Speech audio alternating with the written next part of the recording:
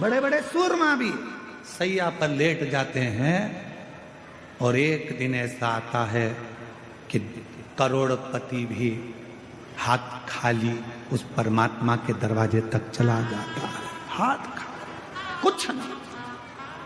पांड देश का राजा सुख, धन बहुत था, वैभव बहुत था, सत्ता बहुत थी, संपदा बहुत थी, सब कुछ था, पर किसने समय जाना अकाल पड़ गया।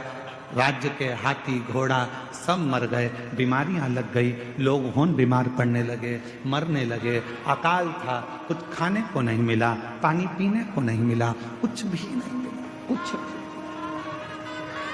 पास के राज्य के राजाओं को मालूम पड़ा कि पांड्य देश पर ये अकाल पड़ गया है, अच्छा मौका है, आक्रमण करो और आक्रमण करके इस राज्य पर अपना हक जता दो।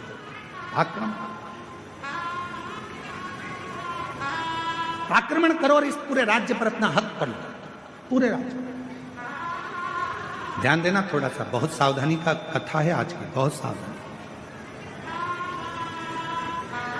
सुख के साथी हजारों हैं, जब दुख पड़ा तब धन के साथी हजारों हैं, जब धन ही नहीं तो। श्री राम के संग हजारों सखा, वनवास हुआ तब। माता सीता के संग हजारों सखी, हरण हुआ तब। बावारी दुनिया मतलब की दुनिया में किसी का, किसका कौन, किसी का कोई। हमारा राजा सुख केवल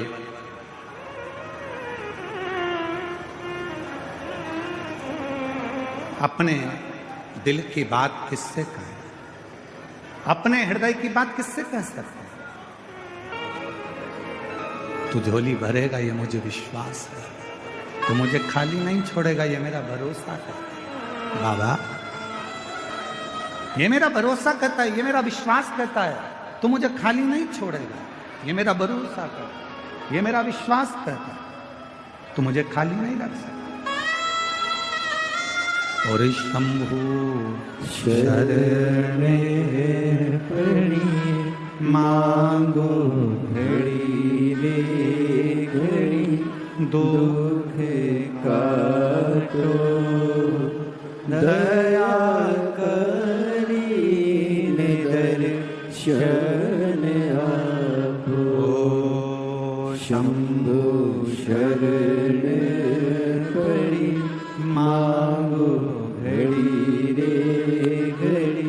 हमारे बीच में डॉक्टर साहब दुबे जी सांसद महोदय पधारे हैं, जोरदार ताली बजाओ। कह रही है बाबा का सुंदर कथा वर्णन कर रही है। सुख नाम का राजा, संपदा बहुत थी पर अकाल पड़ गया और उस अकाल में सब कुछ चले गया, सब कुछ, सब कुछ समाप्त।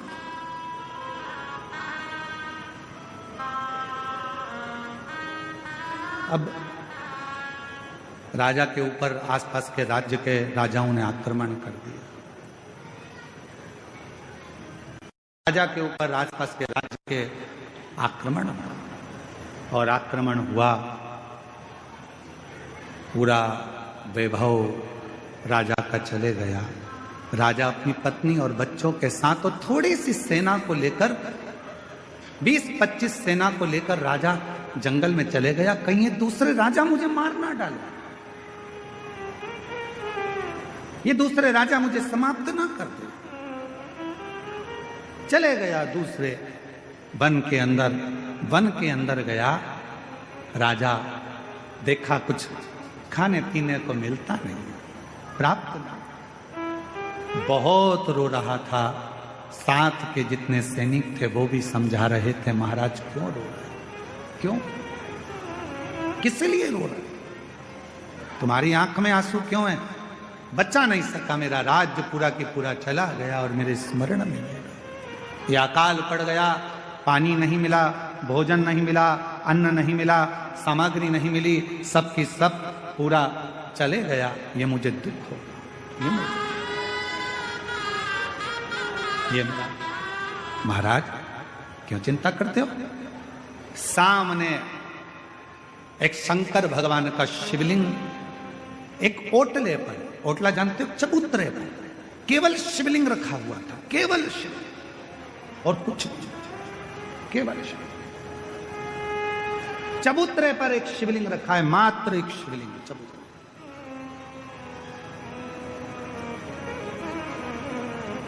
सुख राजा क्या देखता है कि वहां से एक कोई पथिक जल चढ़ाकर जल लेकर आ रहा था।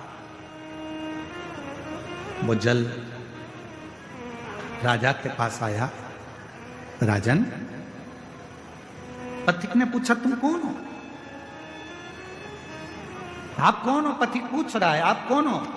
राजा कहता है कि मैं पांड्य देश का राजा हूं और अकाल पड़ने के कारण बस ये सब हो गया, धन चले गया, वैभव चले गया, सत्ता चली गई, सब गया और मैं यहां आया। दूसरे राजा मुझे मार ना दें इसलिए मैं इस वन में चुप कर बैठा हूं। क्यों चिंता करते हो? ले राजन, शिव का चढ़ा हुआ जल है, थोड़ा सा पी लो। राजा ने कहा शिव का चढ़ा हुआ जल? हाँ। राजा ने हाथ रोका और पथिक से कहा कि मैं कभी किसी का बुरा नहीं किया, मैंने कभी किसी के लिए गलत नहीं किया, मैंने कभी किसी को अपशब्द नहीं किया, फिर मेरे साथ ऐसा कैसे हो गया? और आप कह रहे हो कि हुआ मैं जल पी लूं?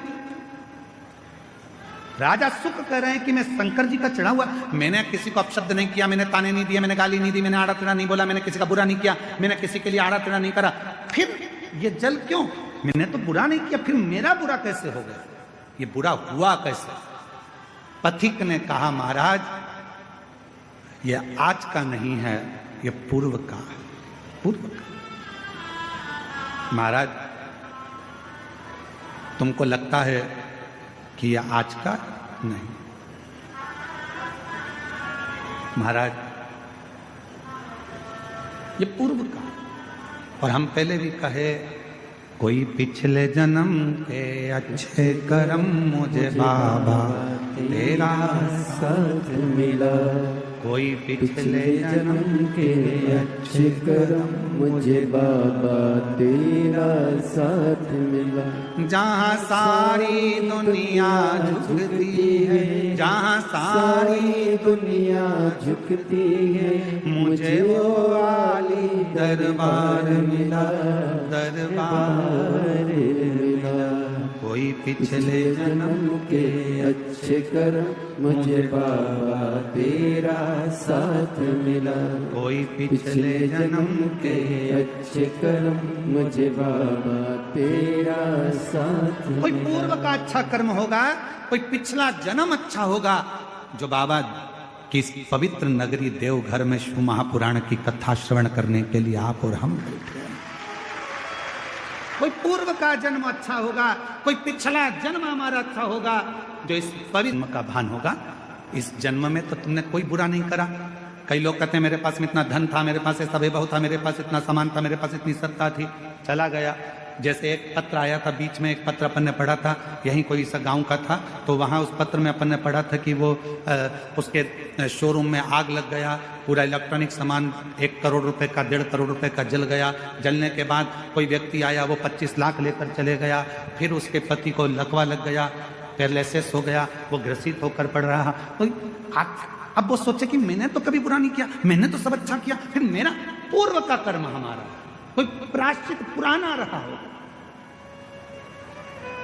जल चढ़ाना मत छोड़ना, शिव को 1 लोटा जल चढ़ाना मत छोड़ना, कितना भी दुख आ जाए, कितनी भी तकलीफ आ जाए, कितना भी कष्ट आ जाए, कितनी भी परेशानी आ जाए, अगर तुम्हारी कितनी भी परेशानी हो, कितना भी कष्ट हो, कितनी भी बीमारी हो, कितना भी दुख हो, कितनी भी तकलीफ हो, तुमने अगर 1 लोटा जल चढ़ाना नहीं छोड़ा तो निश्चित है तुम्हारे पिछले जन्म का जो कर्म है वो धीरे धीरे कट जाएगा, तुम्हारी जिंदगी फिर अच्छी हो जाएगी। कटेगा वो कर्म, कटेगा फिर आएगा। कोई पूर्व का कर्म, कोई पिछले जन्म का अच्छा कर्म। मैं माननीय सांसद महोदय डॉक्टर निशिकांत जी दुबे जी साहब को भी धन्यवाद दूंगा कि आपके पूर्वजों का, माता पिता का और कहीं देवघर वाला मेरे भोले बाबा का आप पर भी बड़ा आशीर्वाद है। इसलिए बाबा ने पहले दिन भी कथा में बुलाया और आज छठे दिन शिवरात्रि के दिन भी बाबा ने आपको कथा है। ये आपकी साधुता, ये शिव तत्व का है। ये इसी को प्रभु कृपा कहते, इसी को शिव कृपा कहते, वो करुणा करता।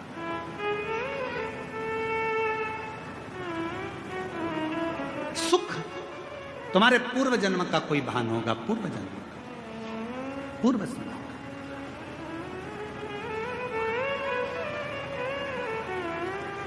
और कोई पिछले जन्म के अच्छे कर्म मुझे बाबा तेरा साथ मिला, कोई पिछले जन्म के अच्छे कर्म मुझे बाबा तेरा साथ मिला। कोई पूर्व का कर्म था राजा सुख, तुम चिंता मत करो, तुम जल तो पियो। राजा सुख ने पूछा कि आप इतना जानते हो तो एक बात और बताओ कि मैंने पिछले जन्म में ऐसा क्या कर दिया था जो मेरा पूरा सत्ता, पूरा वैभव सब चले गया। पथिक ने कहा राजा सुख सुनो, पूर्व जन्म में तुम एक डाकू बनकर जन्म लिए थे। मारना, काटना, बेकार करना, कष्ट देना, सब करा, सब किया। लोगों का अन्न छुड़ा लिया, लोगों का वैभव छुड़ा लिया, इसलिए तुम्हारी सत्ता, तुम्हारा वैभव चले गए। राजा सुख ने कहा यदि तुम कहते हो कि मैं पूर्व में डाकू था तो फिर इस जन्म में राजा कैसे बन गया? फिर इस जन्म में मुझे राजा का जन्म कैसे मिल गया? फिर इस जन्म में मेरे हाथी घोड़े कैसे हो गए? फिर इस जन्म में मेरी पत्नी बच्चे कैसे मिल गए? इस जन्म में मैंने सुख कैसे पा लिया? तब पथिक ने कहा महाराज तुमने जिंदगी में एक काम करा, तुम भले डाकू बने, एक बार तुम्हारे शरीर में रोग हो गया, रोग होने के कारण तुम वन में औषधि ढूंढने गए। औषधि ढूंढने के लिए जब गए तुम्हें प्यास लगी, प्यास लगी तो तुम्हारे पास में पानी नहीं था, पानी नहीं था। एक शंकर का शिवलिंग देखा, उस शिवलिंग के पास में एक पात्र भरा हुआ रखा था, उस पात्र को तुमने उठा लिया, देखा शंकर के शिवलिंग पर बहुत सारा कुछ ना कुछ पदार्थ लगा था, तुमने वही पानी शिव पर डाल दिया और उसी पानी को झेलकर तुमने पी लिया, जिसके फल स्वरूप तुम्हें इस जन्म में राजा का जन्म मिला, पत्नी मिली, बच्चे मिले, घर मिला, परिवार मिला, सुख मिला, सब कुछ मिला। पर पिछले जन्म का एक पुण्य तुम्हारे को राजा बना देता है, पिछले जन्म का कुछ पुण्य तुम्हारे को फिर उस राज्य को छुड़ा लेता है। हाथ जोड़ लिए सुख ने, आप बताओ महाराज, आप आज्ञा दो, अब मुझे वो राज्य कैसे मिलेगा? तब पथिक ने कहा उस राज्य को पाने का सबसे सुंदर तरीका है, शंकर के शिवलिंग के पास जाओ और शिव को फिर एक लोटा जल चढ़ाना प्रारंभ करो, वो सुख वापिस ले। हमसे लोग पूछते हैं एक लोटे जल में क्या है, एक लोटे जल में ऐसा क्या है, एक लोटे जल में इतना वैभव कैसे है, एक लोटे जल में इतना सुख कैसे है, एक लोटा जल सारी समस्या का हल कैसे हो सकता है, एक लोटा जल श्री शिवाय नमस्तुभ्यम सारे दुखों को कैसे हर सकता है? आखिर इस मंत्र में, आखिर इस जल में ऐसा होता क्या है? हम कहते हैं हमसे मत पूछो, तुम्हारी जिंदगी में तकलीफ आए तो चढ़ा के देखो, प्रैक्टिकल करके देखो कि तुम्हें उसमें फायदा मिल रहा है कि नहीं मिल रहा है। मेरे बाबा तुम्हारा हाथ पकड़ रहे हैं कि नहीं पकड़ रहे? वो चाहे, वो कृपा करे, वो करुणा करे।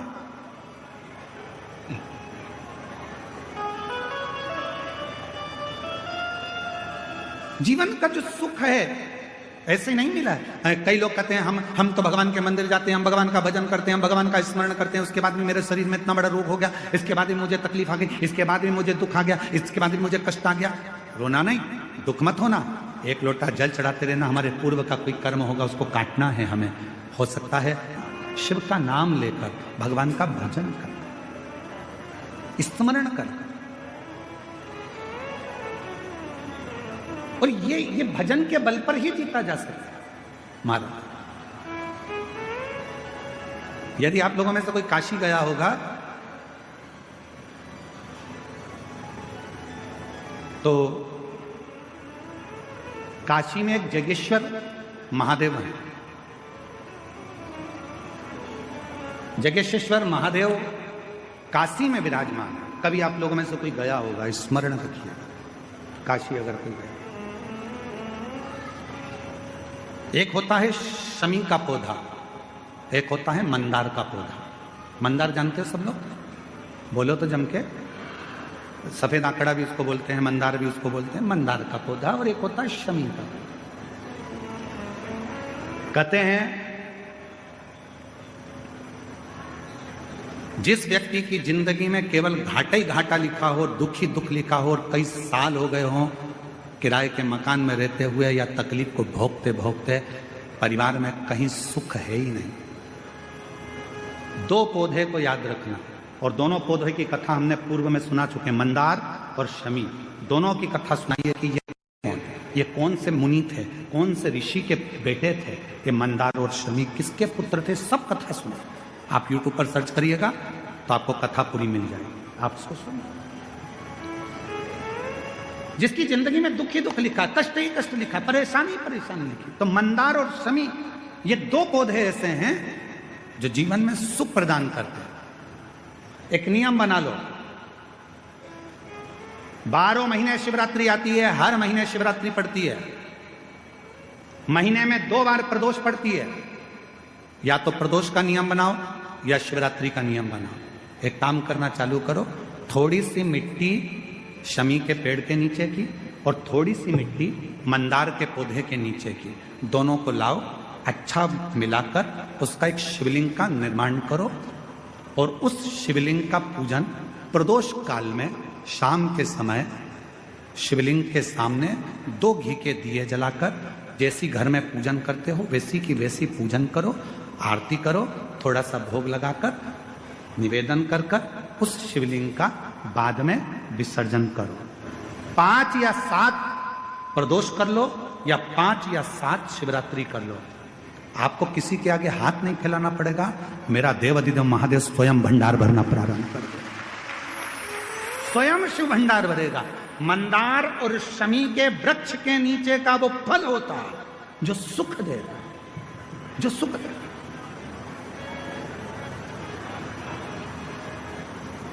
जो हमें आनंद प्रदान करता है। मंदार मतलब आप लोग जानते हो, वो सफेद आंकड़े की जो जड़ होती है, आंकड़ा होता है, उसके छोटे छोटे फूल होते हैं मंदार के, भगवान शंकर को चढ़ते हैं। और शमी की पत्ती तो आप लोग जानते ही हो, शमी का पत्र, इसके पौधे के नीचे और उसके पौधे, इसका वृक्ष और उसके वृक्ष के नीचे की थोड़ी थोड़ी मिट्टी प्रदोष काल में, या तो प्रदोष हो या शिवरात्रि हो, दोनों को मिलाकर उसका शिवलिंग बनाकर उसकी आराधना, उसकी आराधना। अभी हम कथा में एक बड़ा सुंदर व्याख्यान बताएंगे। जब घर में एक बीमार होता है, दूसरा ठीक होता है, दूसरा बीमार होता है, तीसरा ठीक होता है, उसका भी स्मरण इसमें मंदार और शमी के पौधे के नीचे की मिट्टी का बना।